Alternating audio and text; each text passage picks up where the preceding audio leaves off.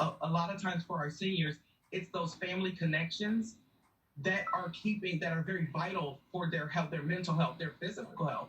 They're relying on sons and daughters and grandchildren for doctor's appointments and for meals and things like that. And so when now you add to that the social distancing aspect of the pandemic, it just really, really, really pushes them into a place of heightened anxiety and fear and loneliness and hopelessness. I read a recent study where they are even watching because suicide rates, um, they're thinking that they may begin to climb if this pandemic is not over soon in that specific demographic of people. And everything we read about mental health says connect, connect, connect. And we can't really safely, seniors can't safely connect physically. I mean, I do have older friends who will meet outside, and I think that's a good idea, right? Yeah. Yes, absolutely. If you can maintain the social distancing, the 6 foot, and wear the mask, take the precautions that are recommended, then I do believe that, yes, that's very healthy. And we know that fresh air and the sun, vitamin D, it helps to lift your mood.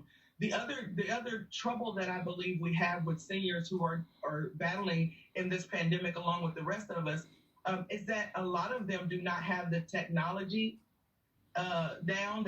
They're not technologically savvy. And so where the rest of us are FaceTiming and some other things, they may not have that capability or even the confidence in reaching in that. My grandmother, for instance, she lives in community shared housing for seniors. The first time she owned a cell phone was over the last couple of months because I bought her one.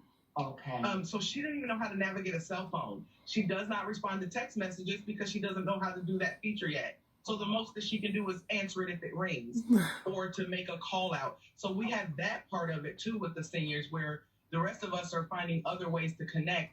And those other ways are still difficult ways for our seniors. Right. We'll sometimes try to do a Zoom call with our in-laws and they can't get the video on. And we had a little trouble with our call today, so I know it's not easy. So it's not just a senior thing. No.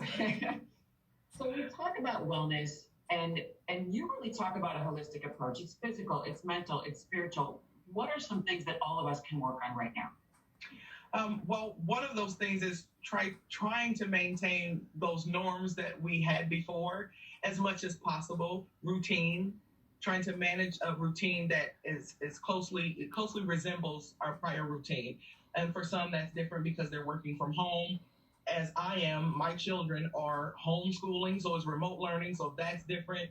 I'm often having to tell them, hey, you guys, stop chatting. You're supposed to be in class right now. But hey, my monitor's not on, so we can sit here and chat. It's like, no, you're still in school. So I know that that's difficult to do, but as much as we can, try and maintain some of those schedule norms.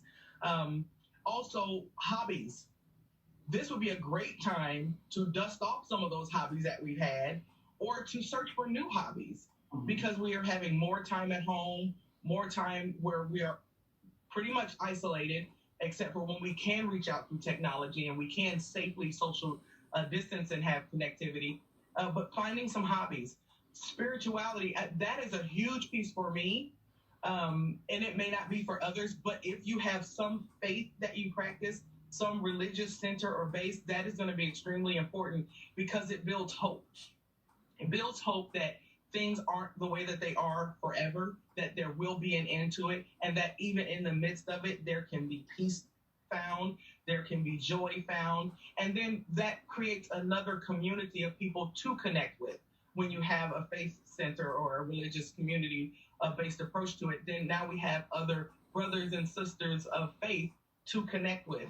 I would say finding something or someone to care for other than yourself, kind of take your mind off of you for a minute, because we can all kind of sit, if we're not careful, and stew in what's going on and all of the different information that's coming at us, and some of it reliable and some of it not reliable. And so now we're trying to make sense of it all. Just kind of deprogram for a second, turn off the TV, stop scrolling, and care for someone or something else, whether that's a pet, whether that's a friend, a neighbor, calling and checking on them, gardening, cleaning out the closet, the never-ending closet, going through all of those clothes that we say we're going to get back in, and kind of repurposing things, those projects in the garage, just kind of finding something to do will help.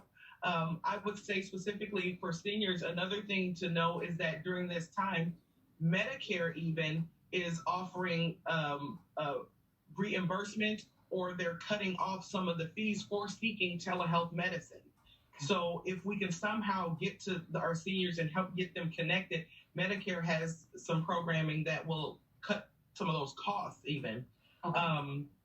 And I would say if you feel like that the anxiety or the fear or the worry or the hopelessness, loneliness, whatever those feelings are, if it's getting to a point where it's disrupting your life to the point your appetite is changing, your sleep, it's difficult to sleep, it's hard to focus, it's hard to be present and enjoy activities that you once did, then it's probably time to start seeking some help.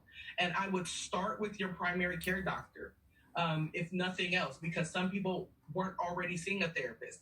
And so I can't say, well, just keep in contact with your therapist. Maybe you never had one. Sure. Because the added pressures of the pandemic are pushing some people to the point where they probably need to talk to someone. Start with your primary care doctor, and then they can make some great referrals. But if you do see a counselor or a therapist and you feel like you're falling into that category of, gosh, this is starting to impede my daily functioning, it's hard for me to stay focused on stuff that I really enjoyed doing before.